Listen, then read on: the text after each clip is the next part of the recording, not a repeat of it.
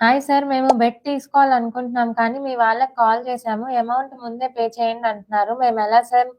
సగం అమౌంట్ చేసి balance amount బెడొచ్చిన తర్వాత చేయొచ్చు కదా సార్? క్యాష్ ఆన్ డెలివరీలో మెయిన్ మైనస్ ఏమవుతుందంటే అండి, ఒక ల్యాప్టాపో, ఒక సెల్ ఫోనో, ఒక చిన్న వస్తువు ఏదైనా ఉందనుకోండి, అది చిన్న డబ్బాలో వస్తుంది.